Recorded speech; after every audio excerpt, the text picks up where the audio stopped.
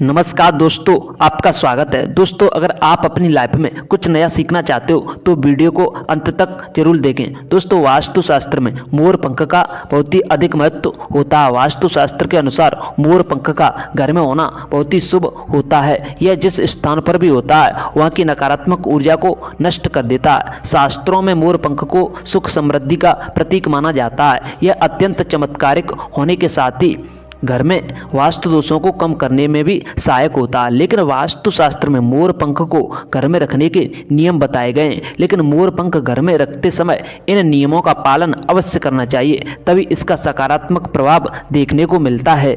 वास्तुशास्त्र में मोर पंख को रखने की सही दिशा और स्थान के बारे में बताया गया। अगर आप अपने घर में मोर पंख को उसके उचित स्थान पर रखते हैं तो घर के अंदर की नकारात्मक ऊर्जा को खत्म कर देता है। मोर पंख घर में रखने के बहुत से फायदे हैं, लेकिन धन संपत्ति को आकर्षित करने के लिए इसका सबसे अधिक उपयोग किया जाता है। अगर आपके घर में पैसे की तंगी है, धन का खर्च अधिक होता है, घर में पैसा नहीं आता है, तो आप अपने घर पर मोर पंख जरूर लेकर आएं और उसे सही दिशा में स्थापित करें। यह निश्चित ही आपके धन की वृद्धि करेगा। तो आइए जानते हैं घर में मोर पंख से जुड़े महत्वपूर्ण वास्तु नियमों के बारे में।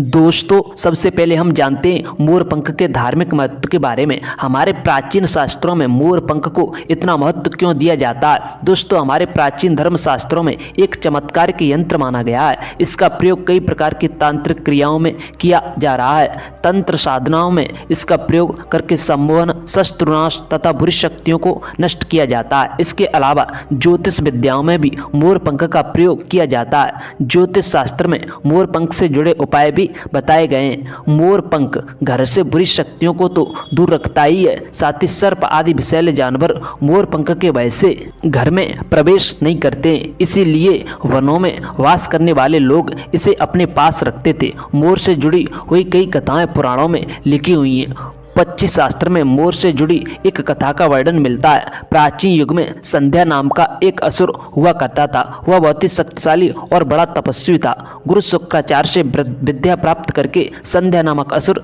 देवताओं को अपना शत्रु मानने लगा। उसने ब्रह्मदेव और भगवान शिव से वरदान प्राप्त किया और बहुत ही अधिक शक्तिशाली बन गया। उसके बाद उसने स्वर्ग पर आक्रमण किया और कई देवताओं को बंदी बना लिया। लेकिन उस असुर को पराजित करने के लिए देवताओं ने एक योजना बनाई और उसके लिए उन्होंने मोर की सहायता ली। सभी देवताओं और 9 ग्रह मोर के पंखों में विराजित हो गए, जिससे मोर बहुत ही शक्तिशाली बन गया और विशालकाय रूप धारण करके उस मोर ने संध्या नामक असुर पर आक्रमण कर दिया। इस युद्ध में संध्या नामक असुर का वध हो गया और देवताओं को उनका आधिपत्य फिर से प्राप्त हुआ। सभी देवताओं ने मोर की प्रशंसा की और उसे भी पूजनीय होने का वरदान दे दिया। तभी से मोर को बहुत ही पवित्र माना जाता है। जिस स्थान पर भी मोर पंख होता है उस स्थान पर नवग्रहों का अशुभ प्रभाव नहीं पड़ता। दोस्तों, केवल ऋषि मुनि और देवता ही नहीं बल्कि भगवान श्री कृष्ण भी मोर की प्रशंसा करते हैं। दोस्तों, भगवान श्री कृष्ण ने मोर की श्रेष्ठता का वर्णन किया और उन्होंने मोर के पंख को अपने मुकुट में धारण करके मोर के श्रेष्ठ होने का प्रमाण भी दिया। मोर पंख के बिना भगवान श्री कृष्ण कहीं पर भी नहीं जाते हैं। श्री कृष्ण कहते हैं मोर शांति और प्रेम का प्रतीक है। मोर का पंख मनुष्य की हर प्रकार की नकारात्मक शक्तियों से रक्षा करता है। दोस्तों, मोर को विविध देवी देवताओं के रूप में पुराणों में दिखाया गया। माता लक्ष्मी का संबंध हिंदू धर्मशास्त्रों में मोर से बताया गया। माता लक्ष्मी धन संपत्ति ऐश्वर्य प्रदान करने वाली देवी हैं। माता लक्ष्मी के पास मोर पंख रखने से माता प्रसन्न होती हैं। साथ ही माता सरस्वती का भी वाहन मोर है। इसीलिए विद्यार्थियों को अपने पास मोर पंख अवश्य रखना चाहिए।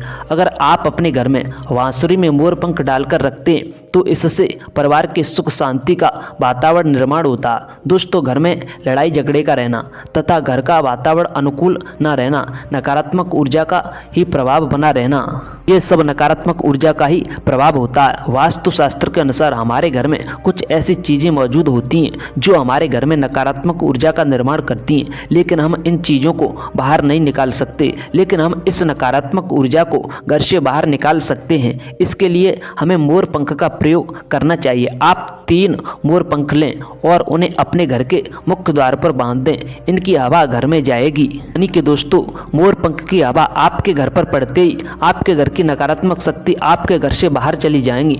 दोस्तों इन्हीं बातों को ध्यान रखते हुए और घर में सकारात्मक ऊर्जा का वातावरण बनाए रखने के लिए घर में किस जगह पर मोर पंख रखना चाहिए। सबसे पहले, अगर घर में नकारात्मक ऊर्जा है और परिवार के सदस्यों की तरक्की में अड़चनें निर्माण हो रही हैं, तो आप अपने मुख्य द्वार के ऊपर श्री विघ्नहर्ता गणेश जी की प्रतिमा रखें और प्रतिमा के दोनों ओर मोर पंख का अवश्य इस्तेमाल करें। इससे आपके घर में किसी भी प्रकार की नकारात्मक ऊर्जा प्रवेश नहीं कर पाएगी।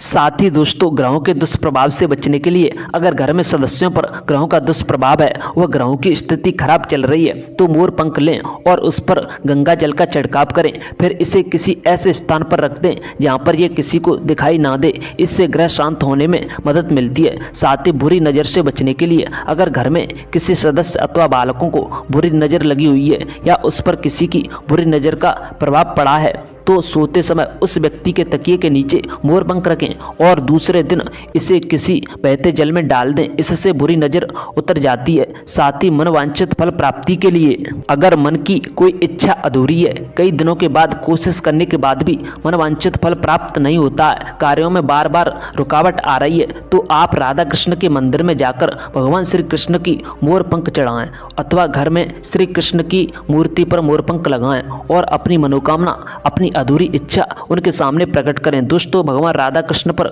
मोर पंख चढ़ाने से आपके जीवन की सभी अड़चनें मिट जाती हैं और व्यक्ति के जीवन की हर मनोकामना भगवान राधा कृष्ण पूरी करते हैं। दोस्तों, मोर के पंख का यह उपाय न सिर्फ आपके बल्कि आपके घर में सदस्यों के जीवन में भी सुख और समृद्धि जरूर लेकर आएगा।